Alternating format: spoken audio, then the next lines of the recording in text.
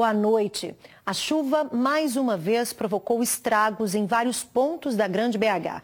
Em Contagem, o deslizamento de um barranco atingiu uma casa e deixou 15 famílias ilhadas. Parte do quarto onde Elcira dorme com um dos 5 filhos veio abaixo junto com o barranco. Na que ela foi tomar banho, ela falou assim: mãe, tá caindo pedra. Como em cima tem muitas crianças, aí eu pensei que era criança jogando pedra. Aí eu falei assim: não, deixa eu ver se é criança mesmo. Só vi pedra vindo. Foi onde o muro só deu um estouro. Ela veio junto, o meu colega pegou ela pelo braço e saiu correndo com ela, senão ela tinha morrido. Ela afirma que a Defesa Civil já monitorava o local. A casa está ameaçada. Agora a família será abrigada por vizinhos até arrumar um imóvel alugado pela prefeitura. Outras 15 famílias vizinhas ao barranco que deslizou no Morro dos Cabritos ficaram isoladas na parte alta do lugar.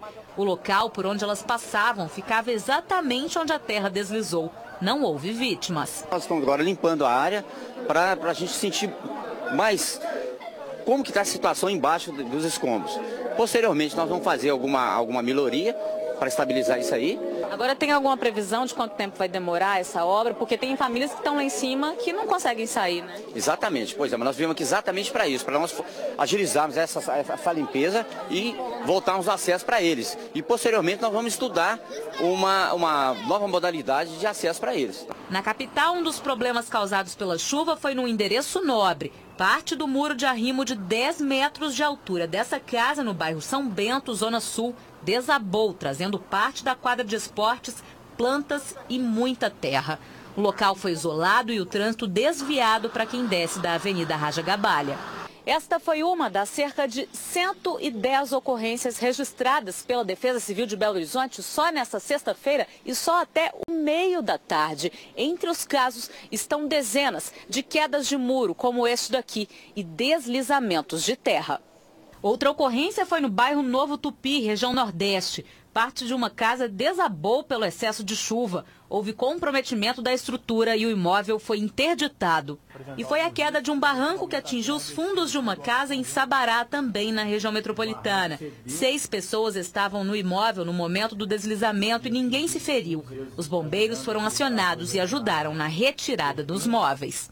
A casa, aparentemente, ela não tem risco de desabamento, no entanto, pode deslizar mais terra, então é recomendado, né, e seguro que as pessoas não entrem mais na residência até que haja uma avaliação pontual da Defesa Civil Municipal. A Defesa Civil da capital atualizou os dados no início da noite e o número de ocorrências relacionadas à chuva subiu para 121. O número de mortes no período chuvoso 2017-2018 pode chegar a 12. Uma criança de 5 anos foi arrastada por uma correnteza ao passar por uma ponte em Ubá, na Zona da Mata. Segundo testemunhas, a força das águas do Rio Turvo acabou derrubando a bicicleta em que o menino estava. Os bombeiros foram acionados no fim da tarde dessa quinta-feira e encontraram o corpo da criança nessa manhã, 1 quilômetro de distância da ponte. A Coordenadoria Estadual de Defesa Civil ainda vai analisar a morte antes de incluir ou não na lista de vítimas do período chuvoso em Minas. Ainda na Zona da Mata, equipes do Corpo de Bombeiros atendem a ocorrências de inundações e alagamentos na cidade de Eugenópolis. Ruas estão alagadas, pontes interditadas e moradores ilhados em algumas casas. Cerca de 1.500 imóveis foram atingidos. E a chuva também deixou prejuízos em Juiz de Fora, na Zona da Mata. Um córrego transbordou e um muro desabou sobre uma casa. Ruas ficaram alagadas no bairro Santa Rita. Já no Jardim Esperança, este homem utilizou uma canoa para passar pela rua. O campo de futebol ficou completamente alagado. Raquel mora no bairro Santa Luzia há 39 anos. Segundo ela, os comerciantes e os moradores da rua Ibitiguaia já perderam as contas de quantas vezes houve alagamento no local. Uns 15 minutos de chuva deu para encher tudo, alagar tudo, entendeu? Chegou a entrar água até nas lojas, né? E a gente espera um pouco mais da população, né? Não jogar lixo no córrego, né? Até na rua mesmo, respeitar o dia do lixeiro, né? Porque bota o lixo, vem a chuva, a tendência é entupir o bueiro, né? Segundo os moradores, toda vez que chove forte no local, este córrego transborda. Desta vez, foram apenas 15 minutos e toda a área ficou alagada. Aqui dessa parte de baixo sempre transborda. Já caiu carro aqui dentro, caiu gente aqui dentro. Se tivesse um recurso de cobrir esse coco, seria até uma beleza também pra gente também. Um problema muito sério pra gente. Por quê? Dessa enxurrada do morro, lá de cima onde eu moro, isso aqui hoje praticamente encostou nessas beiradas, tudo aqui, ó. De acordo com a Defesa Civil, um muro desabou e houve deslizamento de terra no bairro Retiro. O muro atingiu uma residência, destruindo parte da parede na rua Antônio Joaquim de Melo. Após a queda, um carro e uma moto foram atingidos, mas ninguém ficou ferido. 3 famílias que moram no mesmo terreno vão precisar passar a noite em residências de parentes e amigos para que a Defesa Civil acompanhe a evolução do deslizamento. Hora de saber como vai ficar o tempo neste sábado em todo o estado. Veja a previsão no mapa.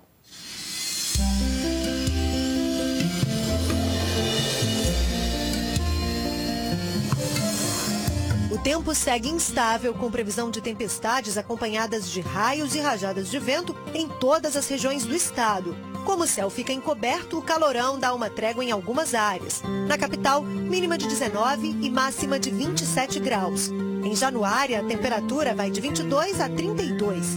De 21 a 29 graus em Três Pontas. Varia entre 20 e 34 em Planura.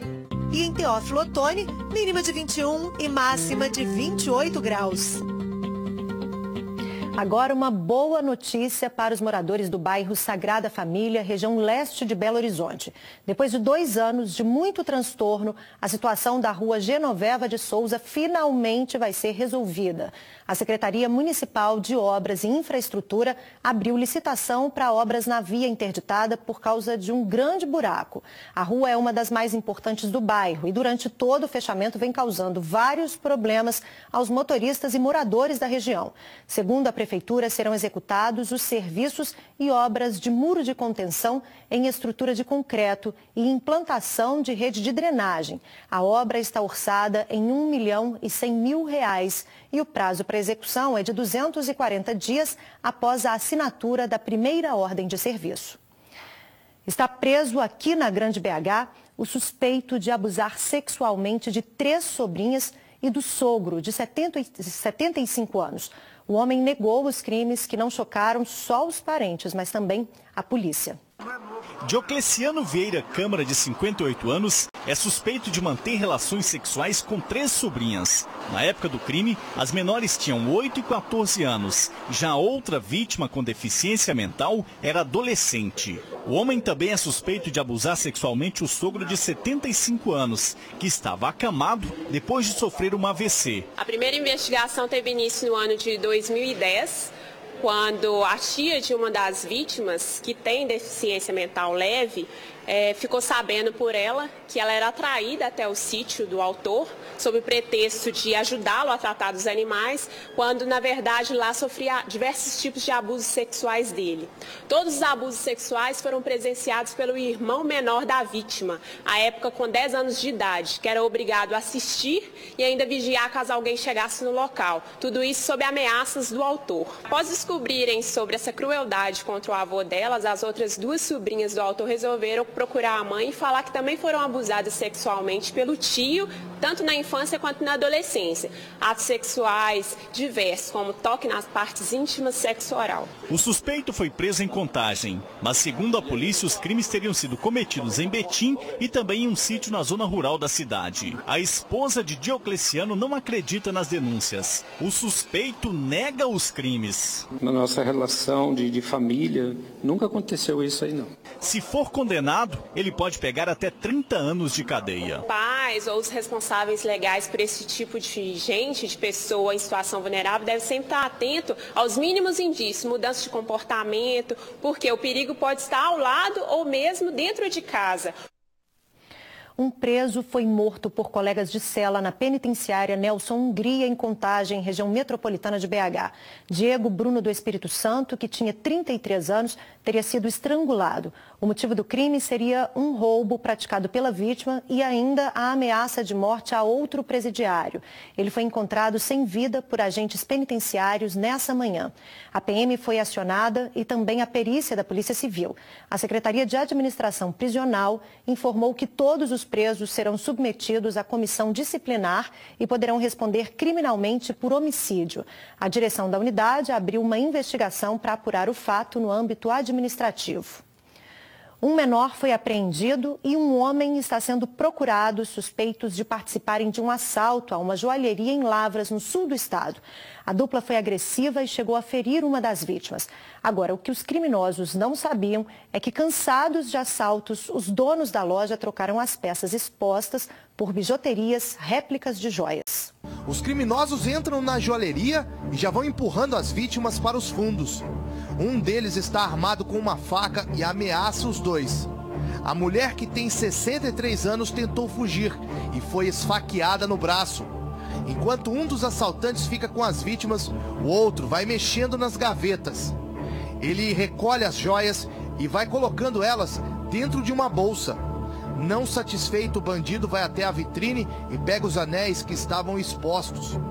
De acordo com o dono da loja, por conta de assaltos anteriores, todas as peças eram bijuterias. Vocês levaram o mostruário de cordãozinho que é folheado, entendeu? Uma coisa que não tem valor, que não tem como ele repassar, entendeu? E alguns cordões de prata que tem baixo valor comercial. A Polícia Militar foi acionada logo após o assalto e identificou pelas câmeras de segurança um dos autores. Os militares então saíram em rastreamento e conseguiram apreender um menor de 16 anos. Com essas imagens, a Polícia Militar se deslocou ao bairro onde mora o adolescente, conseguiu localizar o adolescente, trouxeram o adolescente para a delegacia e aqui na delegacia as vítimas o reconheceram como um dos autores do roubo.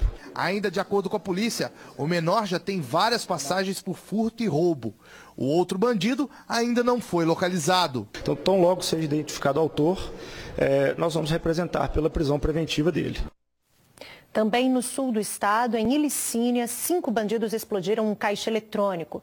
Câmeras de segurança registraram parte da ação. Segundo informações da Polícia Militar, 5 homens fortemente armados chegaram ao local por volta de 13h50 da madrugada. As imagens do circuito de segurança gravaram parte da ação. Eles usaram bananas de dinamite para explodir o caixa.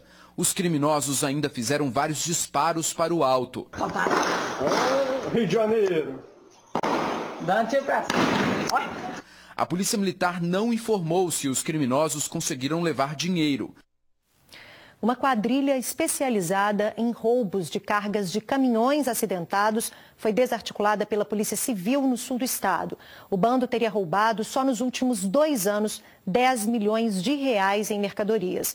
O homem apontado como chefe do grupo é suplente de um vereador na cidade de Campanha. A operação da Polícia Civil, realizada com a finalidade de acabar com a quadrilha especializada em roubo de cargas, teve a participação de pelo menos 20 policiais. 7 mandados de busca e apreensão foram cumpridos. Segundo a polícia, a quadrilha agia na Fernão Dias há pelo menos 2 anos. A carga caía na Fernão Dias, né, quando o veículo era acidentado. Em poucas horas a carga sumia.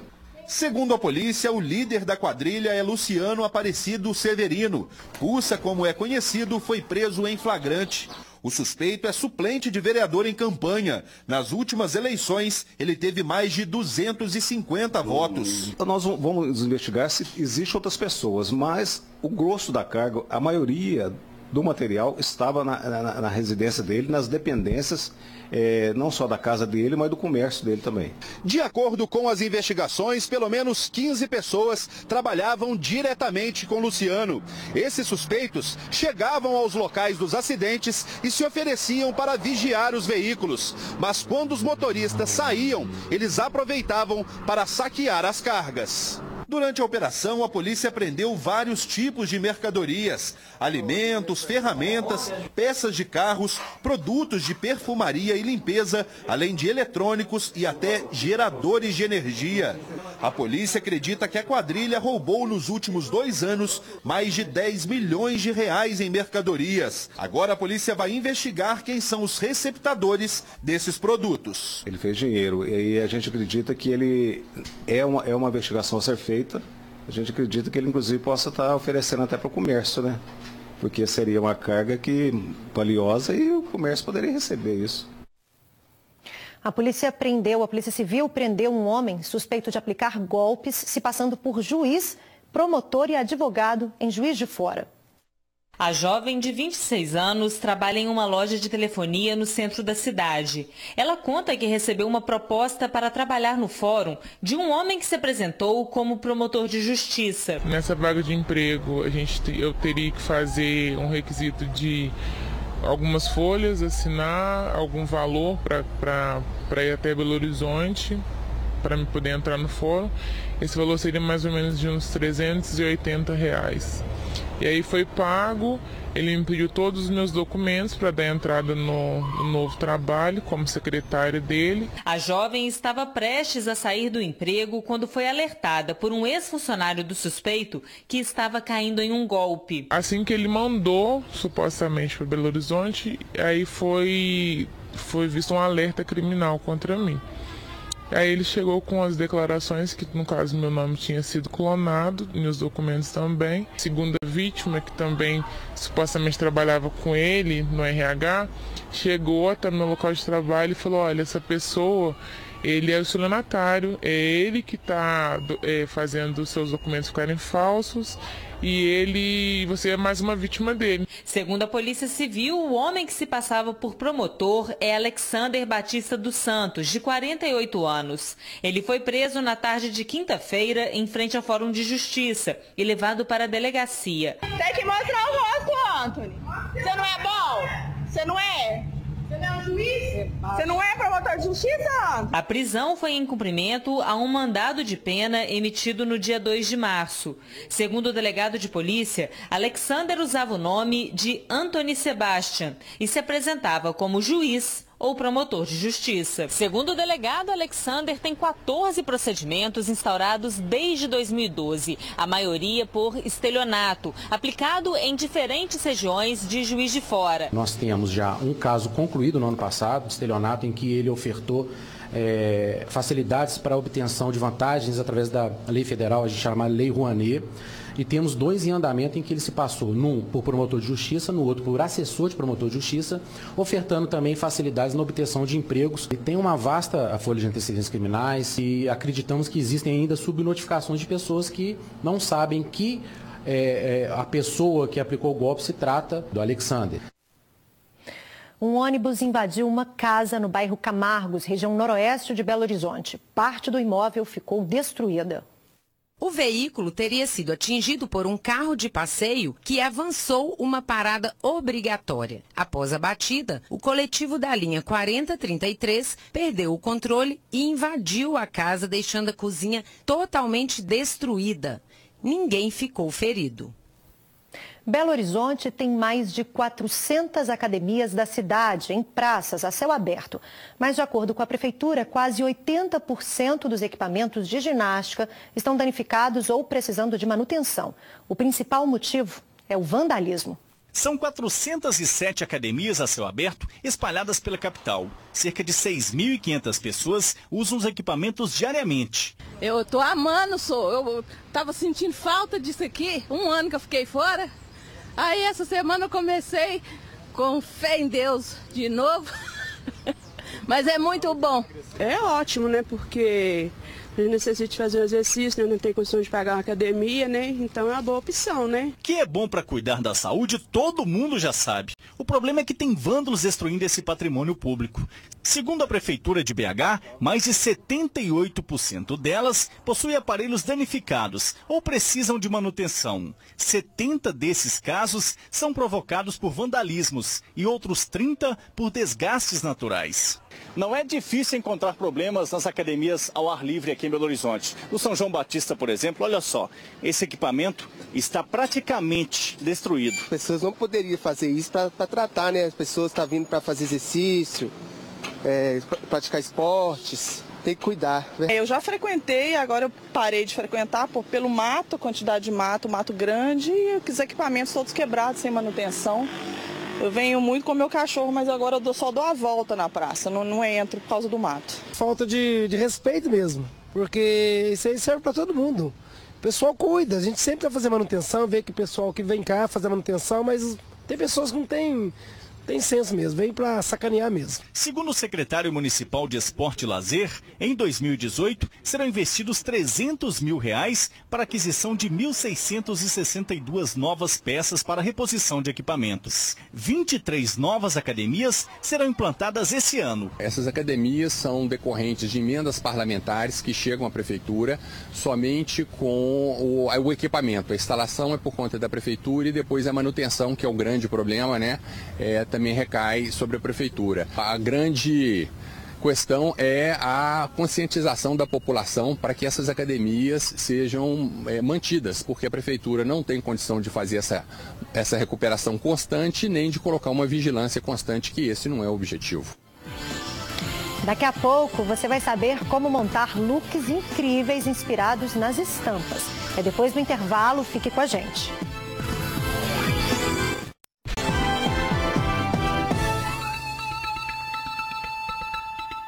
Não importa a estação do ano, mas é no verão que as estampas reinam no mundo da moda.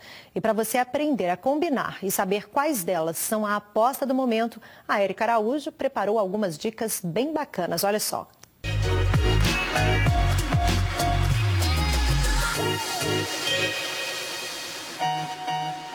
A estampa está sempre presente em todas as estações. Ela já deixou de ser tendência e já virou um clássico da moda. E a cada temporada elas se reinventam. Uns estilos vão, outros vêm. Mas e aí, você já sabe qual estampa que está bombando nessa estação? Um jeito interessante de combinar estampa é usar a mesma estampa com fundos diferentes.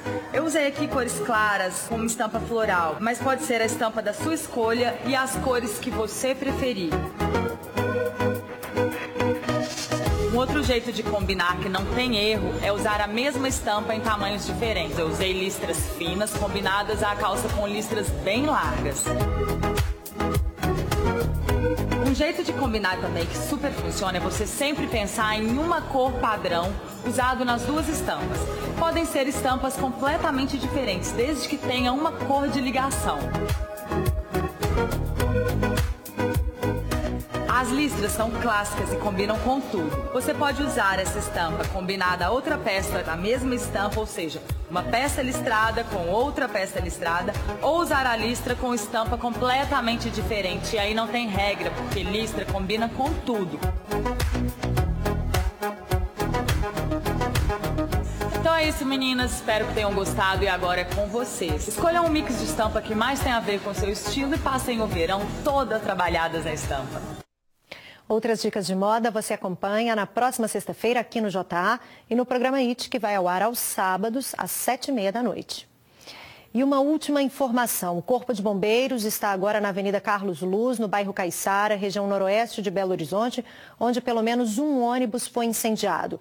Os suspeitos seriam moradores da Vila Sumaré que atearam fogo nos coletivos e em pneus como forma de protesto. O trânsito está interditado nos 2 sentidos na avenida, na altura do anel rodoviário.